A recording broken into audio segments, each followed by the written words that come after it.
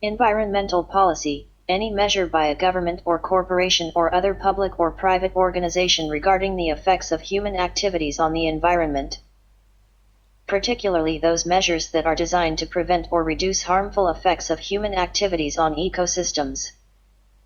Environmental policies are needed because environmental values are usually not considered in organizational decision-making. There are two main reasons for that omission. First, environmental effects are economic externalities. Polluters do not usually bear the consequences of their actions. The negative effects most often occur elsewhere or in the future. Second, natural resources are almost always underpriced because they are often assumed to have infinite availability. Together, those factors result in what American ecologist Garrett Hardin in 1968 called the tragedy of the commons. The pool of natural resources can be considered as a commons that everyone can use to their own benefit.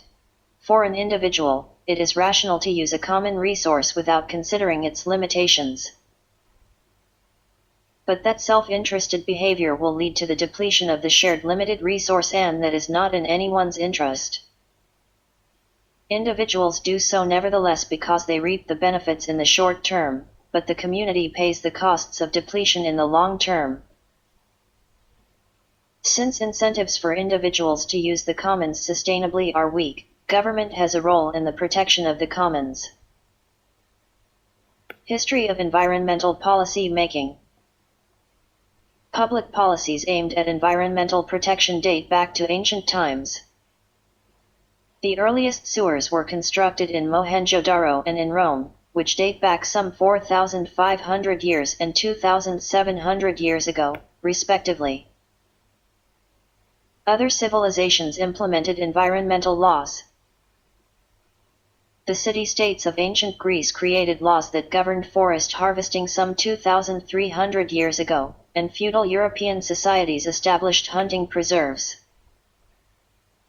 which limited game and timber harvesting to royalty, effectively preventing overexploitation. By 1000 CE,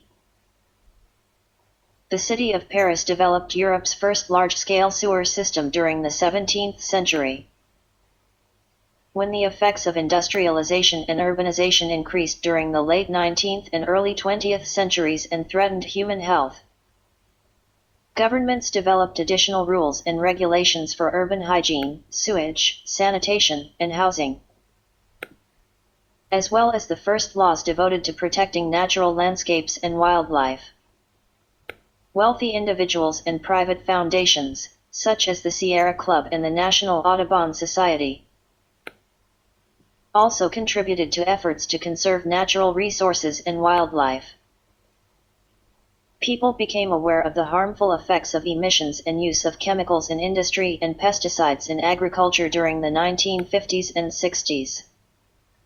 The emergence of Minamata disease in 1956 in Japan, which resulted from mercury discharges from nearby chemical companies,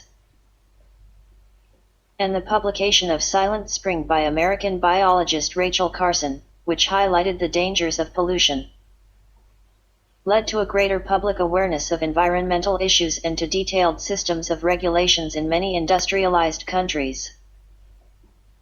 In those regulations, governments forbade the use of hazardous substances or prescribed maximum emission levels of specific substances to ensure a minimum environmental quality.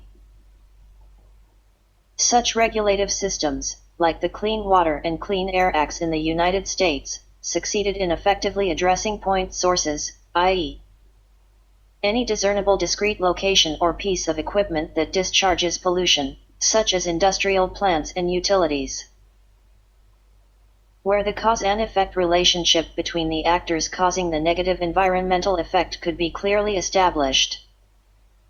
Nevertheless, some environmental problems persisted, often because of the many non-point sources,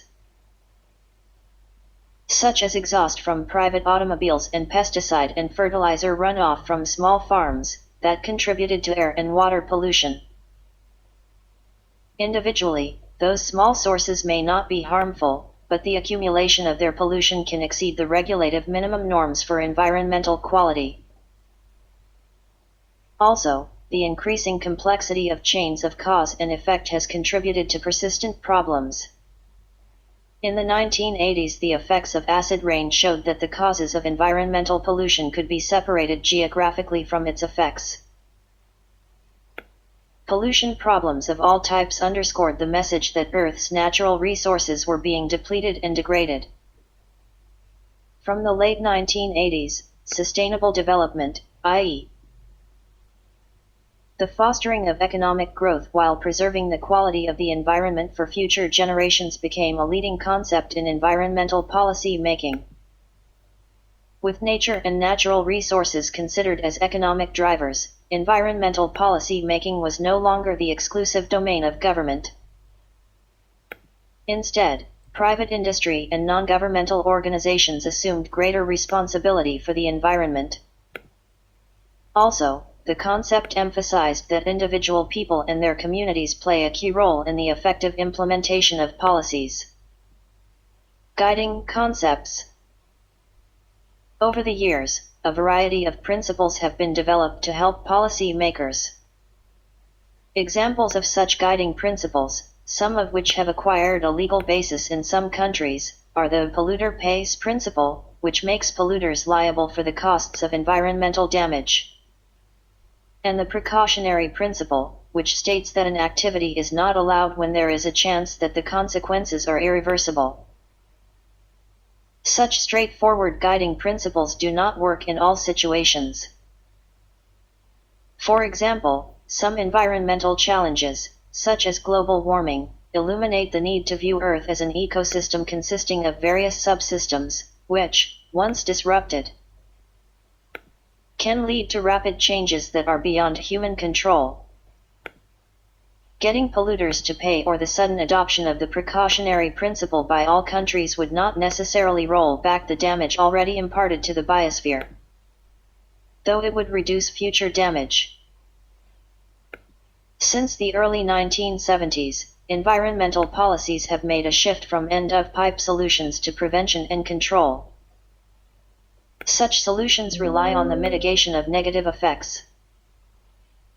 In addition, if a negative effect was unavoidable, it could be compensated for by investing in nature in other places than where the damage was caused, for example. A third solution, which develops policies that focus on adapting the living environment to the change, is also possible. More specifically, measures that strengthen an ecosystem's ecological resilience, combined with measures that emphasize prevention and mitigation, have been used.